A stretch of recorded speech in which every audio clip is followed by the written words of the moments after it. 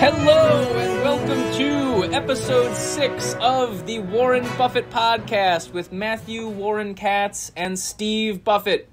Steve, how are you doing today? Terrible. How are you doing? Well, you know, pimping ain't easy, and that's why I respect sex workers. All right. We have a guest today, Mr. Jason Funderberker, good friend of the show, a fan of the show. Hey. How are you doing today, Jason? Jason Funderberker, big fan. Happy to be here. Didn't prepare a quip. No one told me to prepare a quip. So here I am. It's new. You can always just open up a drink instead of having a quip, and then say mean things when you drink too much. Right. That was always allowed. I'll be sure to have a can ready next time.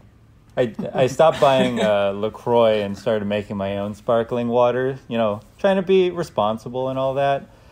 But I guess I can buy an aluminum can if that's what you need me to do. For the show. And if you get a six-pack, then you're guaranteeing at least 5 more episodes. Right. So. All right, I didn't realize. All right, yeah, for sure. Yeah, okay, I'm in. This is great. We don't want those to go to waste. So before we get into most of the show, I have 2 brief updates. One of them is about COVID, your favorite pandemic. This is an article that I would like to show you. Sham shot, hospital accused of faking a nurse's coronavirus vaccine injection on TV. I think Steve will recall me discussing this 2 episodes ago. I said that these videos of people getting the vaccine is going to be the new moon landing video. People are going to analyze these for years. You did say that. They're going to say... yeah, they're going to say... I said that they were going to say, it's not a real needle. It's a real needle, but a fake vaccine. Or, Obama can't get... sick from the virus because he's already the Antichrist. I said they were going to say those things. I did not think that they were going to say the plunger was already down. I should have seen that one coming. You can see in this, they're claiming that the plunger was already down. So, I didn't see that one coming, but I did get one. And there's a great line in here that says, some eagle-eyed KTSM 9 viewers wondered if it was a vaccine at all, which I also said they were going to say. They were going to say fake vaccine.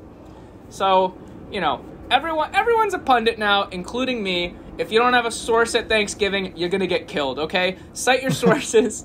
I'm going to kill your grandma if she says that she doesn't know how many people died in Benghazi. You got to know if you're going to talk about it. This is how you know you've been on the internet too long, when instead of laughing at the conspiracies, you're predicting them. Yeah. Like, oh yeah. You gave him a little too much credit though, Matt. You said that they were just going to go above and beyond taking a look at our political leaders and their vaccines, but you totally missed the plunger was already down bit. I know. Yeah, I mean, I feel like it's fair that you didn't see a conspiracy coming that seems so grounded in potential reality. Like the plunger being down, that's so simple and basic. Like there's no layers to that. I mean, Obama being the Antichrist isn't even mentioned, which doesn't make sense to me. Like this doesn't track for me. I don't get it. Steve brought up a good point that he already has autism, so how could you get it from the vaccine? Does that look down to you? I don't know what up or down looks like. And neither does anyone who's watching this video, by the way. No. There's so many of them zooming in on it. They're just doing the conspiracy work for you. They need to enhance that. Gradually became more zoomed in. The other thing that I wanted to talk about and update everyone on is weather modification. This is an article from The Guardian. Weather taming the aurora. Conspiracy theorists have long claimed that high-frequency active aurora research program is used to manipulate the weather. Starting this year, they are right. Suck on that. I've been saying this, and I was called out last episode because I only had one FOIA request from the CIA, so I needed to have more information now to back this up. If you look at this article, also from The Guardian, China is scaling up its weather modification program, And we're going to ignore this. We don't need to be worried. This, you're going to listen to her? No.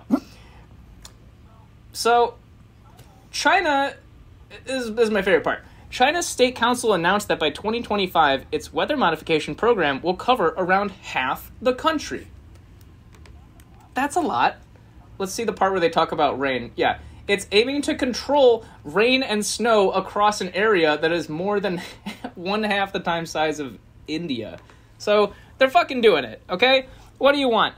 We're going to end up going to war with China for cloud seeding. That's what this weather modification thing is. They call it cloud seeding, to make a cloud that can do whatever. It can rain, it cannot, I don't fucking know. And the reason we're going to get into that war is because we're going to need clouds on Mars so that we can have water or oxygen, rain, so we can have hydrogen, so we can use Mars as an asteroid mine. An asteroid mine? The fuck are you talking about? I am talking about how much platinum and gold is in mines, asteroids, that we're trying to capture. Goldman Sachs, space mining for platinum is more realistic than perceived. Yahoo News, scientists rev up for asteroid mining gold rush with rocks worth $2.3 billion. They are they want the weather control to control the weather on Mars so they can mine asteroids and make more money. Why do you think the two richest guys in the world are both trying to go to frickin' Mars? So, that was what I wanted to address. I was not very clear in my last talk about this. That should clear it up. How are you guys? Few thoughts on that. Can you go back to that first headline about China's weather? Sure. Can you scroll back to the top? I like how the headline starts. Can you show the headline? Thanks. China is scaling up its weather modification program. I feel like that is clickbait enough. I don't why does she have to add, here's why we should be worried? No one's going to click on China controlling the fucking weather. We better get them in with some fear. This word. Opinion. No. Oh, yeah. You don't want my opinion? She looks mad. Jason. I'm sorry. Okay. You don't want my opinion? Tell her I'm sorry. I take it back. I don't know, guys. I feel like we really should be worried here, right? Whether the article says we should or not. I feel like cloud computing was the only thing about clouds I didn't understand, but this just adds a whole new layer. I spent half of Matt's monologue trying to figure out a good cloud-based pun, and you beat me to the punch, and I'm pretty upset about it. That's why I'm here. Steve takes the gold. You probably couldn't think. Just had your head in the clouds. Ew. Whoa. Let's see what else this fun person writes. Okay, so this is the person that you're saying, why did she need to put that extra thing in there? That's enough to get me to click it. Well, let's see. Arwa Madali is a Guardian columnist and brand strategist. Because, that's how it is now. You're into marketing and journalism. Those are the two things. What articles does she write? This Week in Patriarchy. What a fun time I bet this person is. It's just... Let's applaud Zando's CEO. But why is being a good husband still a news headline? Huh? Men trying to go to Mars? What even is this crap? Okay. Here's the crazy thing. I'm thinking about the asteroid shit now. Here's what's crazy to me. Let's forget about how the entire thing is crazy. From start to finish, that whole sentence is nuts. But I've seen things that are there's an asteroid nearby Earth with $1 trillion of platinum. You think platinum's going to hold on to its market value if you bring down a fucking asteroid with more platinum in it than there are people on Earth? It's not worth $1 trillion. First of all, no one is going to buy that. And second, as soon as you introduce that into the market, platinum is going to be like aluminum. It's so fucking stupid. And I really hope that isn't actually the reason that they're doing all of this, because it just seems so short-sighted. Are you I saying don't know, unless they have blood platinum or whatever, where they can artificially prop up the price. Are you saying that I should not be investing most of my retirement in aluminum? Is that what I'm getting from you? Yeah, I mean, pretty much. Okay, you can get that at the store. Put it all in platinum. Got it. I mean, wouldn't it crashing the market be completely predicated upon it all becoming available at the same time? I figured and them being willing to sell it at a lower price? If they just have it and they introduce it slowly, it's like selling your stock off slowly. The only way you could crash it is if you did a George Soros and you crash the pound like he did with the Bank of England. Well, I think this is just going to expose how little I know about finance, so we should just keep on trucking. Oh, man. We're not going to be trucking anymore. Elon's making them electric, buddy. Seems like more potential for trucking to me. I don't know what you're talking about. I can't wait until we get autonomous trucks on Mars. That's going to be huge. I mean, do you think that the trucks are going to go to the underwater or the underground base? On Mars? Where the American... Yeah, we read about this last episode. There's a... which is not posted yet, so there's an article from a Israeli former spy guy who said that there is a alien base on Mars where American and Israeli representatives speak with aliens. Yeah, that makes sense. Yeah. He said Trump knows about it, but the aliens told him not to tell anyone. So second the aliens told Trump to say nothing about it, he would have been spewing that shit all over the fucking airwaves, man. Oh, yeah. It would have been a great. Guaranteed way to get him to say something is to tell him it's a secret. And he'll just start talking about it immediately. Hey, here's a big secret. Biden won. Don't tell anyone.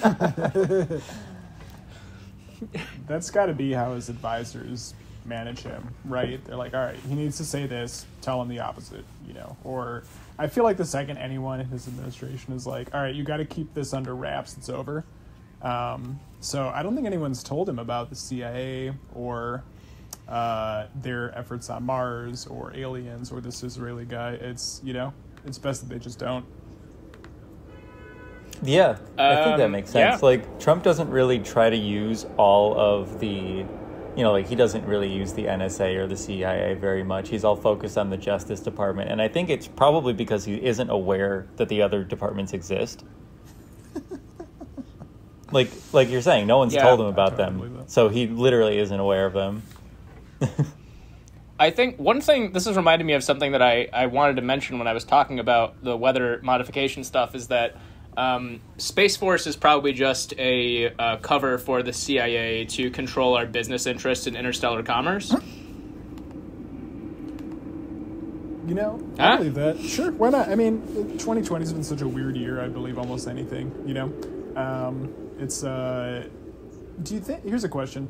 Do you think that the pandemic, this global pandemic, has fucked up Virgin Airlines' efforts to get people commuting into space? Virgin Airlines? Yeah, I think the pandemic is the reason that no one's doing that. I was going to go to space for Christmas this year. Were you really? Just like a Christmas to New Year's bit, or? I mean, what? I don't know how much further I can take this joke. I said I was going to space. Like, oh, really? Tell me more. What do you think I'm going to tell you? I don't know, man. You brought it up. Welcome to the comedy podcast, everyone. We discuss the real logistics of getting to space. Yeah, I feel like even before space, I always just kind of hated, I feel like going to space would be stressful enough, but air travel itself was so stressful. I don't think I'd ever go on one of those Virgin, space cruises. Honestly, I think I was surprised. I was surprised to see that it looks like they just use regular planes to get you in space. What? I don't know. Don't they do that? I haven't. Let's look. Space plane. Wow, this is badass. I should show. I'm gonna move this over to the big screen. Space plane. Okay, so this is sick. Holy shit! Oh what is yeah! that? Wow, I can't believe that's real. But yeah, I mean, I bet it is. I mean, you see, that's real. Look at that. It's real as fuck. Oh, that guy's an astronaut. I know him.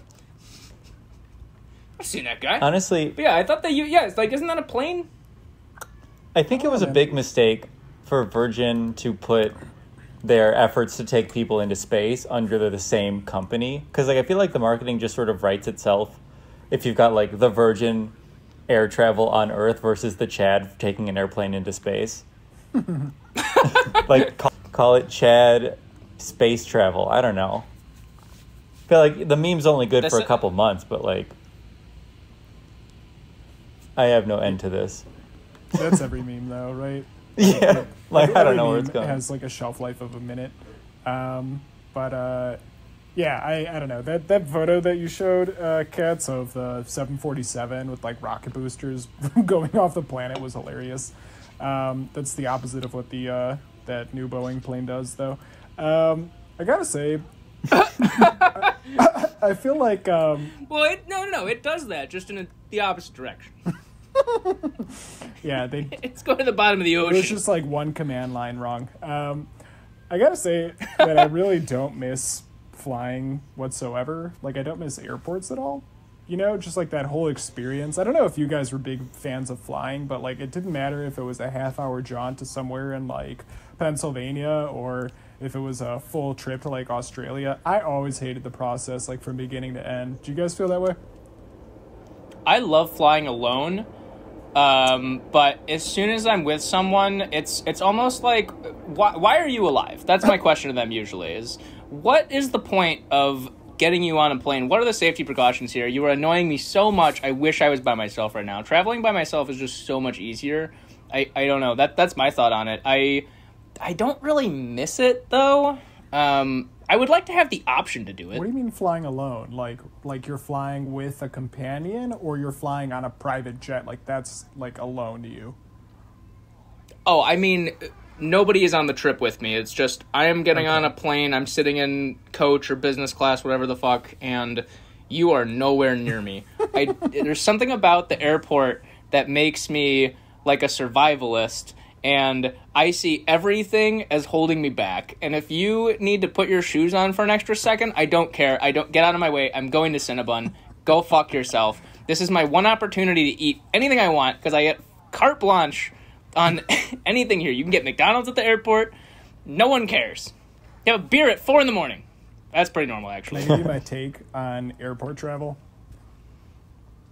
Absolutely. Right, so here's what I remember. You know, it's been so long since I've been to an airport, unlike so many people over the last few weeks. But in the before times, you know, going to the airport was just such a horrible it was like Navy SEAL training. So, you know, you show up and you get sorted into a line. Security puts you through, you know, these new scanners instead of just the metal detector, and they check your dong size. And then you make it through that if you're clear. And you know, before you even get to the gate, before you even get through security, they throw away all your liquid, your lotion, your firearms. It all goes into the garbage can. Who knows where that goes? And, you know, then you make it through security. You need to use the bathroom, and it's like a fucking war zone in there. I don't know why there's like piss and shit and just paper towels everywhere, but it's a nightmare. Sometimes I just wait to go on the plane. But then, you know, let's say you pee everything out and you're thirsty. You need to take out a fucking personal loan to use the water bottle, or to buy a water bottle, and you make it to your gate. They always force you to check your fucking bag, which they literally throw off the plane mid-flight somewhere in rural Ohio. I honestly think they have the same guy in charge of Titanic lifeboats as they do planning overhead storage space. The in-flight Wi-Fi makes you buy Boeing shares to connect. And then once you land, you find out that all the planes are falling out of the sky. You need to get a rental car once you land, and they stick you with some town and country, you know, piece of shit from the pre-Iraq War era. And then you finally get home, and, you know, that Cinnabon that you mentioned had fucking hepatitis F through Z, and you're going to be dealing with that until your next flight. Like, it was a terrible experience through and through, and I'm glad, honestly, that I don't need to fly anymore, and I hope flying changes once all of this is over. Man, I mean, you know, I didn't like traveling in the airport, but I don't think I could possibly make it sound worse than that. So I'm just gonna pass my turn. That's fair. I like the airport. I like the chaos, personally. It is sort of like a demilitarized zone of sorts, where like a fist fight could break out, and no one's really going to do anything about it. It's just like, I'll let them work it out. They're stressed. The only part of our society left to anarchy, and I love it. Yeah. It really is, yeah. People cut each other off. That's why I need to be alone. I get it, though. Like, I hate traveling, but I've gotten going through the security line down to sort of like muscle memory. And if any small, tiny thing disrupts that, it just completely throws me off for the rest of the day. Like, I can remove my laptop from my backpack, take my shoes off, and put my jacket in a separate bin in one smooth single movement. And if anyone in front of me stops for even a moment, it's basically catatonic. It's terrible.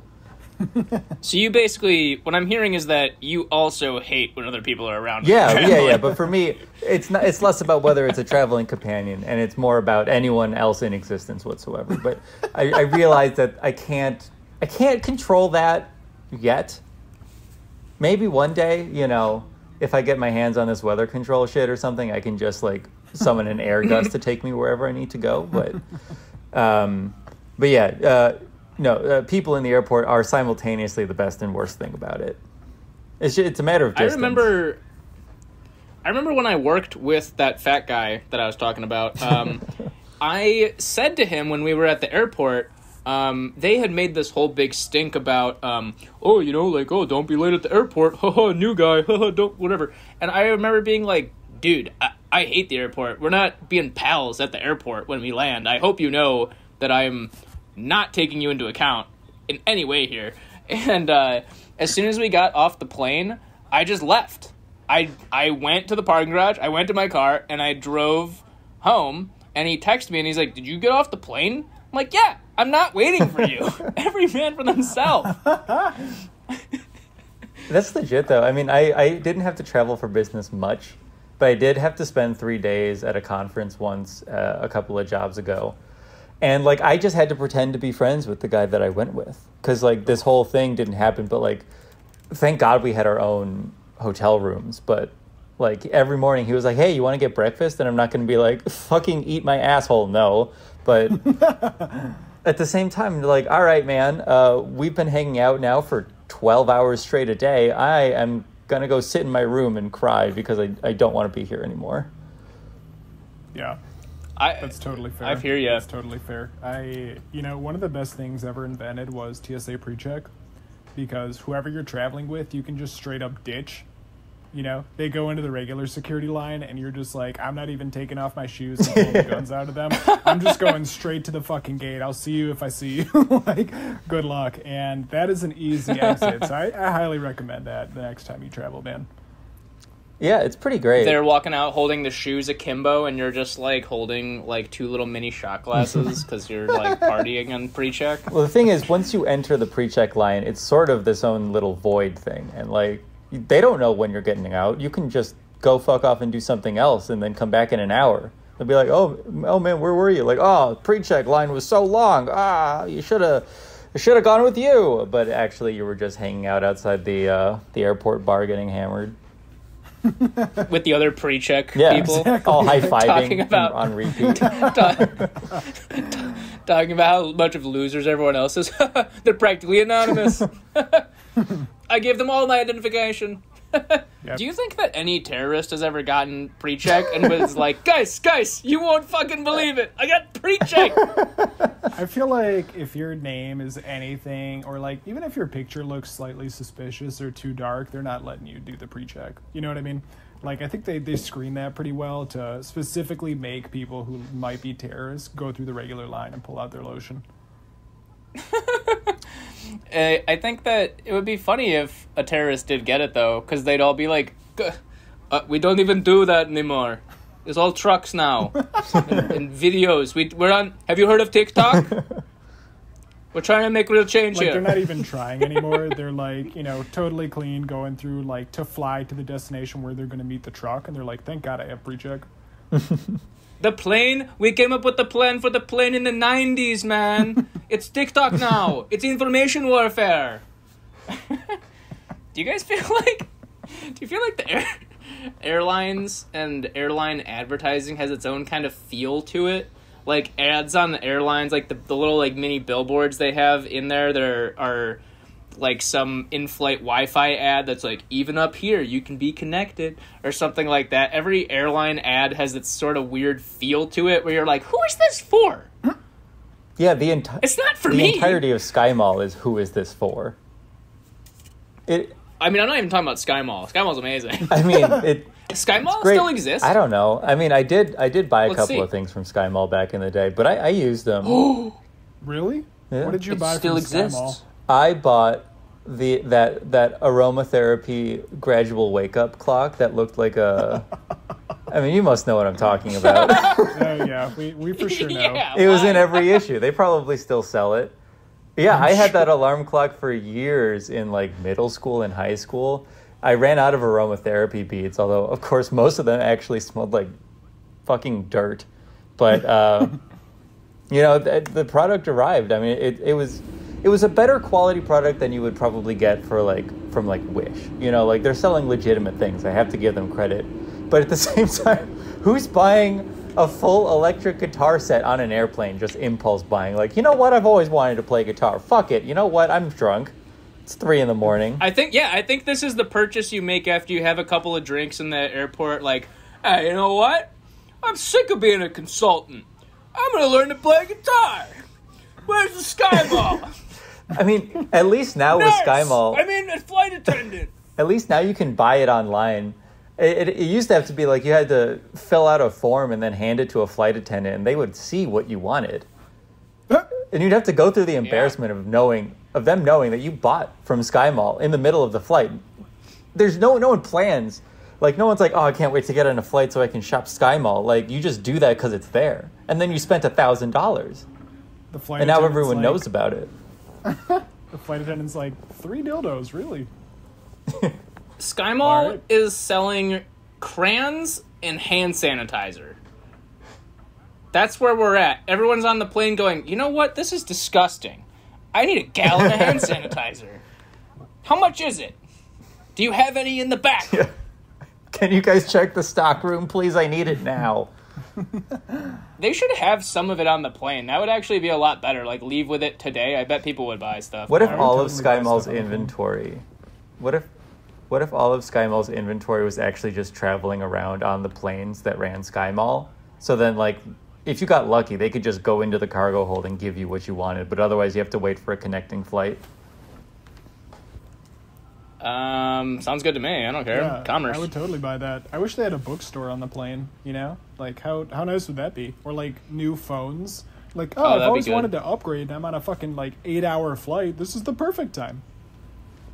That would be good. They could also have, that kind of thing. When you go to, a water park or whatever, like, amusement park, and you're going down the roller coaster and they take a picture of you, they could do that if, the plane's crashing and then, upload it to your iCloud or something. Airdrop. Yeah. You hit an air pocket and instead of a gas mask that comes out, it's just a camera on a string and it takes your picture. It's got that selfie ring, It's connected. It's already live streaming to your YouTube. Hey guys, what's up, gang? I'm in an airplane crash today. I'm getting ready to die. Put your mask on yourself before you help others. Smash that like button and buy my merch because I'm dead. That's the most millennial. Oh my god, we're dying! All over fake reacted. There's someone next to him, praying, doing the Jesus thing, head on the, oh Dios mío. That's the most Gen Z thing I can think of, right? Let's say you're on a plane and both the wings just fly off. The first thing that half of the plane would do in our day and age would be to hop on TikTok and see if there's signal. If I'm gonna die, I'm gonna die with 1 million followers from live streaming my death. I'm not calling my loved ones. I'm letting all the ones in my life know what's going on. I'm going to be posthumously selling merch. Rip Jason, whatever the fuck. Yeah. All right, everybody, vote in the comments who you want to see die in the next plane crash. Gen Z would monetize it in such a good way, and they'd make a lot more money than this podcast. I think substantially more. We definitely hear about it on the news. I think famous TikToker dies on airplane. Going down. Buy stock. It's just one of those classic advice columns in the news. You guys know what I'm talking about? Kind of like a Dear Debbie or whatever, or a Dear Abby. I'm talking about every single MSNBC article that comes out. The second you type in news of the day or stock of the day or airplanes, there's always an article telling you what to buy or what not to buy. Yeah. Do you want? Yeah, I think this is what you sent me earlier today, even just to pull up to talk about this. I think is this what set you off? Cramer reveals buying strategy on negative trading days. There's always a bull market somewhere. Is this what set you off? Because this is pretty bad. I can see why you'd be upset. This is exactly what I'm talking about. This fucking Mad Money bullshit. I I hate this shit. You know, you've got like the average boomer who just wants to buy Christmas presents and figure out like the way to retire without ruining his family financially. And Jim Cramer comes out and is like, there's always a bull market somewhere, buy low, sell high, you know, Amazon this, Tesla that, suck my dick. And it's unnecessary. Like, the average person doesn't need to listen to Jim Cramer. That's my take. Sorry, Jim Cramer. I know you wanted to be our sponsor, but I just don't believe in you. I mean, he says it right here. Sometimes it's less visible and you have to dig for it. It sounds like you're just afraid of hard work. You're afraid of the hard work of having an algorithm tell you when to buy and sell a stock, right? Well, dude, like, yes. Honestly, I mean, it would be nice to have an algorithm, but, like, the problem with these articles is that that'd be good. Yeah, the average person should not be fucking trading stocks, like, 24/7 and, you know, listening to Squawk Pod and making a trade. You know, if you're in that position where you're reading this article, you're not a real person, because the people that are wealthy enough to like trade stock at this level, they have someone doing it for them. They're not reading Jim Cramer. Jim Cramer's probably like a laughing stock at a cocktail party. Are you saying that this is not this image here that he's created that would be very easy to share on Facebook? You're saying this is not a real good analysis? I think that's a terrible analysis. But it says impact research, Microsoft, right there. Jason, what's your take? Well, I feel like it doesn't even make any sense to me. Like, he's like, you gotta dig for the bull market, and then he picks like the 10 most traded companies on the entire stock market. Like, how hard is Jim Cramer digging for this shit? Yeah. It's like, you're trying to tell me if the market is tanking, oh yeah, it's fine. Nike's gonna be doing fine though. There's a bull market somewhere, fucking moron. Like, why is it Nike and 3 banks? Yeah, so he basically said, he's like, yeah, that's a great point. He basically said, all right, everybody, the market, it's all crazy. We don't know what to do. Have you guys heard of Microsoft? Like, yeah, I have. What? You have too, right? You're not just figuring this out? Like it just makes me question, like, where have you been, man? Like, these are half of these companies are just like pre-populated on the default watch list of any like brokerage software you use. Like, if you see the market is tanking, you just like you click over to like the welcome little watch list and like, oh hey, Microsoft's doing good. Hey, nice market research. Yeah, like, did he go into Thinkorswim and show, like, stocks sorted by greatest daily gain or something? I also like the implication that a bull market is, like, an hour-by-hour thing. Like, Microsoft is up since 12 p.m. He's like, oh, yeah, it's been a bull market since noon for Microsoft. Like, that's not what any of those words mean. Yeah, it's a bull market. It went up. It was like, if let's say that like someone buys it and they move the spread like a percent. Is it like a one trade bull market? A one trade bull run. Yeah. Oh man, I think stocks have just gotten like way too mainstream. I guess I have Robinhood.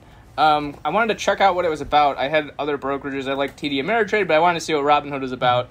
And it showed me a fucking recap today. It, like, you know how you get like a year-end recap from Spotify and Snapchat? Right. Year-end recap of your trades. Oh, how'd it go?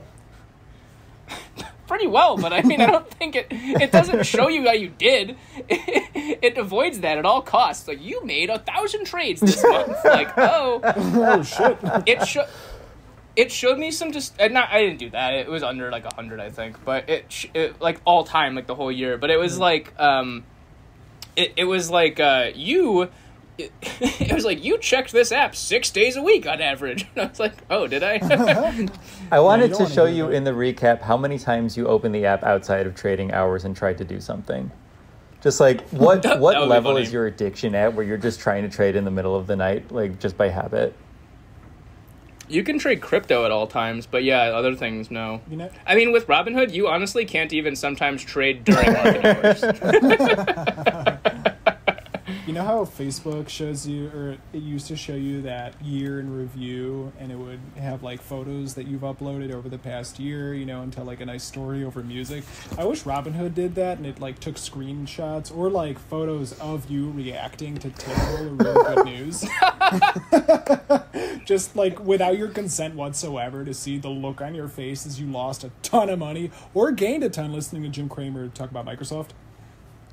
It'd be funny if they made it like really Wall Street bet style. Here were some of your biggest gut moments. Gut punches. You bought 25 FDs. You lost 2 kids' college funds. Yes. You put everything into crypto. You're banned from Robinhood. You told yourself it's not gambling 18 times. We have the recordings. Like, you Googled what is an option 18 times this month. It uses the accelerometer to tell you when you're trying to rock yourself to sleep because you're just so fucking upset by how much money you lost. I think that they should make a way on Wall Street Bets where you can deep link into buying a stock. So someone can just write the ticker and the price and everything, and it should just deep link into sending an order in. No option to confirm or anything. It just goes if you click on it. YOLO. I mean, I kind of like Robinhood for crypto, just because, I mean, I only buy one. I only buy Bitcoin, but I like it because it's one of the only ones that's free, and it's pretty quick too. So it's nice. I feel okay storing my Bitcoin there. I have most of it on a hard drive, but you know, I keep some of it in this account because I buy some of it every now and then. But Bitcoin's at a new all-time high. I'm loving it. woo! Fucking hate Bitcoin, man. Hot take. It's the Why? dumbest fucking shit on earth. Okay? Did you short it? Did you short Bitcoin in the last couple months or what? No, I won't touch it. It's okay. Here's the thing. You have no Bitcoin? I have no Bitcoin. If you bought some like 3 months ago, do you think you'd hate I it? was gonna say. Okay, I let me clarify. Let me clarify. Bitcoin. Okay, here's what I hate about Bitcoin: the fact that 1% of the global energy consumption on the planet yearly is spent by these people who are just chasing this fake fucking money.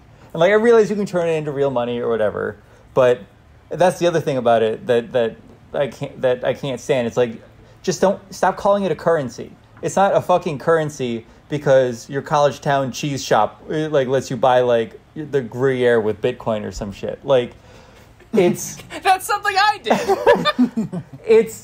there's no fucking currency on Earth that is actually usable that goes up 800% in a day. It's just not a currency. Just don't call it a fucking currency. I feel like Zambia had that problem in the 90s. Yeah, and now they don't have it anymore. Like, there's a word for that, and it's hyperinflation. Like, it's just you don't see that on a daily basis and go, yeah, that's a stable way to pay for shit and to store my money in. Just call it like a commodity or something. It's not a currency. I feel like I'm yelling. I'm gonna tone down my voice. Well, is it? Maybe it's a cryptocurrency, the way that some people are like crypto fascists. Like, it's kind of a currency, but at the end of the day, it's what it sounds like. It's a commodity. So I just want to be clear, though, Jason. You know, I love the passion, but I'm hearing that you've made. I don't want to editorialize, but I'm hearing that you made no money off Bitcoin. Yeah, I'm also hearing that. I've made no money off Bitcoin. The opportunity cost loss is astronomical. Imagine if I had bought Bitcoin at the start. Yeah, you're right. You're much. You wouldn't be here. You'd be recording this on a yacht. No, in outer and you'd be space, spraying motherfucker. champagne at your MacBook. I would have just tried to fuse with the internet at that point so I could mine Bitcoin faster. If you had bought Bitcoin back then, I think it would be worth, like, you know, if you bought like $100 of Bitcoin at the start, I think that it would be worth 80 trillion. Okay, yeah, okay. So hold on. Let Let me just go back to my thing again. Maybe it worth a lot. I got to go back to my fucking high horse for a second. In no other context could you say like, oh yeah, man, I got 10 euros back in 1970 and now I have more money than exists on the planet. Like, it doesn't operate that way. Like, that's a fair point. Yeah. So I feel like, again, though, I'm hearing that you didn't make any money on Bitcoin. You don't have to fucking remind me. We can take you seriously. You don't have any Bitcoin? No. Okay. Would you take me seriously? Do you have any trading apps? Do you have any trading apps on your phone right now that you could buy Bitcoin with? No. Okay. I was gonna say it'd be really funny if you bought like $20 of Bitcoin on the stream. Everybody, please, we're gonna start a GoFundMe to get Jason some Bitcoin, so look out for that in the comments. Thanks, everybody. My FOMO is turning me into a Bitcoin incel. We're gonna get you like a Bitcoin body pillow. It's got, oh yeah, that, you know, I mean, it do be looking kind of curvy though, that bee. There's like, the back of the coin is like the little, these little lines that come off the top of it. The back of the coin is those spreading the bee open like a butthole. Yeah. Gives a whole new meaning to hold on for dear life. Yeah. It's a whole other way for Bitcoin to fuck me. Bite the pillow. It's Bitcoin, baby. Yeah, Jason, we'll get you on. Don't worry, man. We'll figure it out. Thank you. I feel like now's not the time, though. What is it, like 20,000, or did I just make that up?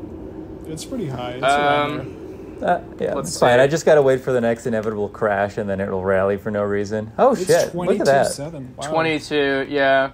It was, so if you bought, this is not even the first one. This is when it was $435.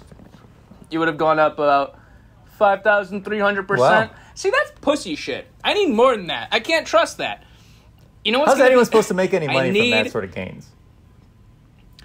Truly. I mean, by the time you pay your, you know, the fees.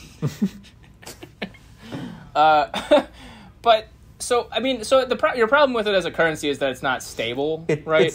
It's wildly unstable.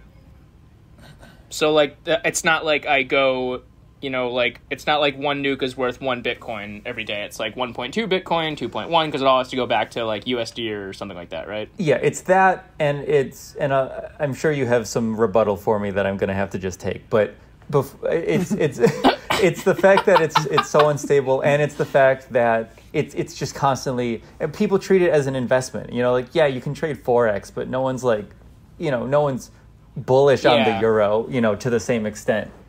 You know, there's no bull market in yuan or whatever. You know, I don't know what Jim Cramer might say about it. Like, at least not to the same extent that there is for Bitcoin. And people don't treat it as a currency. You have to turn it back into USD to spend it for the most part.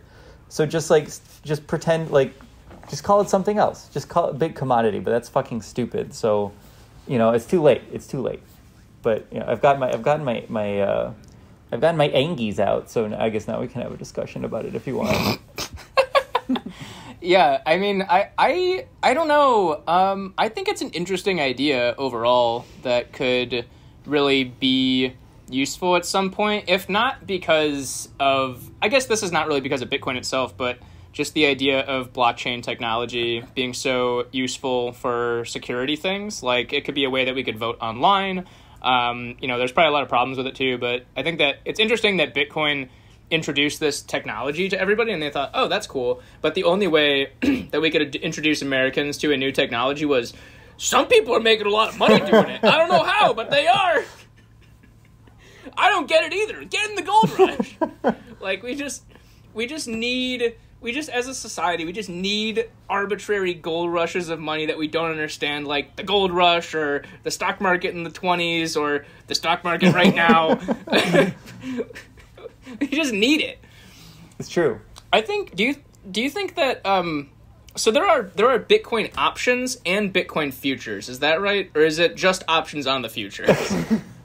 Well, it depends on how many layers of hell you want to get into, but there are certainly Bitcoin futures. There are no Bitcoin options, as far as I know, just because it's not a stock, or, you know, it doesn't behave like one. But I might be wrong, because guess what? Everything in the stock market is made up, and there's like 10 people who just make shit up whenever they want to, and then that's it. That's law. So it exists. So I don't know. Maybe there are Bitcoin options.